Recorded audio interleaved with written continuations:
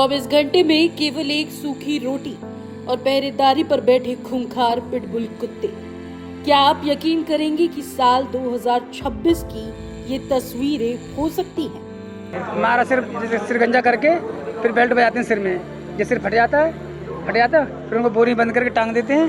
फिर रात में हम लोग जब सो गए तो लाइट बंद कर दी, उसके बाद बोरी बंद किया, उठा के ले गए, फेंक आते। अब कैसा लग रहा है पुलिस से? अच्छा, बहुत अच्छा लग रहा है। छूट गए, हम अपने घर पहुंच जाएंगे बच्चों के पास। उत्तर प्रदेश पुलिस का बहुत बहुत धन्यवाद, मुजफ्फरनगर पुलिस का, जो हमें मुक्त कराया। स्क्रीन पर दिख रहे ये युवक 2 वक्त की रोटी कमाने निकले थे, लेकिन पहुंच गए ऐसी जगह जहां इंसानों की जिंदगी की कीमत एक सूखी रोटी से भी कम थी। ना यहाँ चाय मिलता था, ना खाना मिलता, चोकर की रोटी मिलती 24 घंटा बाद, वो भी नमक रोटी मिलता था। कोई पैसा नहीं है, कोई चीज नहीं मिलती।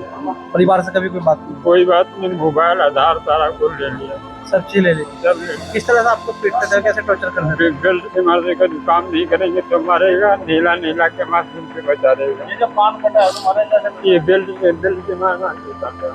बेल्ट से मार के? हाँ। मुजफ्फरनगर के तीतावी क्षेत्र से एक ऐसा सच सामने आया है जो आपकी रूह कपा देगा। यहाँ की दोना फैक्ट्री में 12 मजदूरों के साथ जो हुआ वो किसी फिल्म की कहानी नहीं, बल्कि इंसानियत को शर्मसार करने वाला है।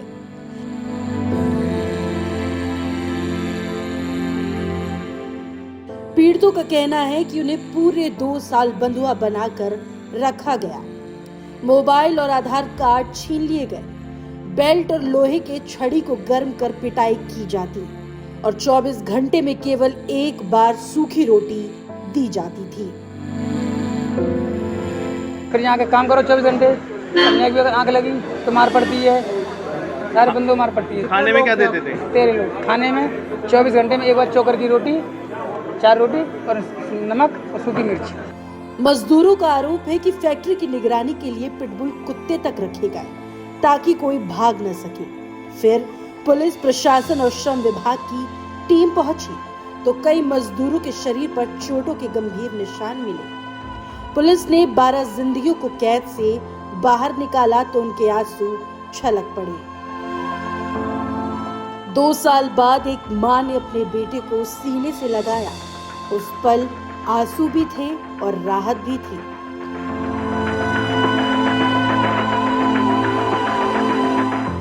बहुत बहुत धन्यवाद सर, एसएस साहब का, सीओ साहब का, सब बहुत मेहरबानी है सर। इनने हमारे को छुटकारा दिया है। वहाँ बंधन बना के रखा था पैसों का सर, कुछ न कुछ हमें घर तक का पहुँचाने का करवा दें सर, यही बहुत है। पुलिस ने हमें नई जिंदगी ला के दी है सर, बहुत बहुत पुलिस का मेहरबानी है सर। उनको हम ही कपड़े दिए, अच्छा खाने को दिया सर, थोड़ा इंसान जैसा बना के हमें रखा है सर।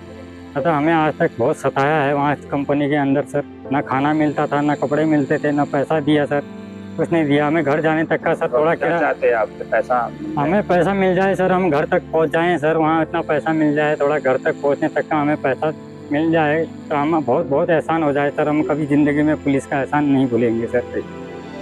2 आरोपियों शिवम त्यागी और प्रदीप बालियान को गिरफ्तार किया जा चुका है। वहीं एसआईटी जांच कर रही है। पुलिस ने मौके से मजदूरों को प्रताड़ित करने में इस्तेमाल होने वाले डंडे और अन्य सामान भी बरामद किए हैं। इससे टॉर्चर करते थे ये जो इससे कोड़े का इस्तेमाल करते थे मारने का। आज उनमें से 4 लोगों के 183 बीएनएसएस के तहत बयान किए गए तथा साथ ही साथ उनके परिजनों को अवगत करा दिया गया है।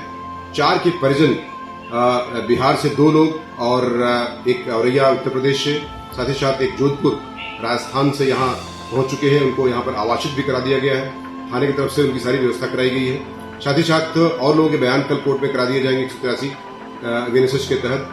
फिलहाल पीड़ित श्रमिकों का इलाज, काउंसलिंग और पुनर्वास भी शुरू हो चुका है।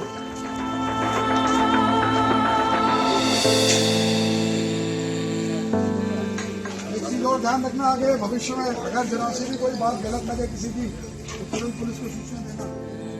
पीड़ित मजदूरों का आरोप और भी भयावह है। उनका कहना है कि इस अत्याचार के दौरान 3 मजदूरों की जान भी जा चुकी है। पुलिस का कहना है कि मारे गए एक मजदूर की शिनाख्त कर ली गई है। अब सवाल ये है कि क्या इन गरीबों को न्याय मिलेगा? और मुख्य आरोपी कब पकड़ में आएगा।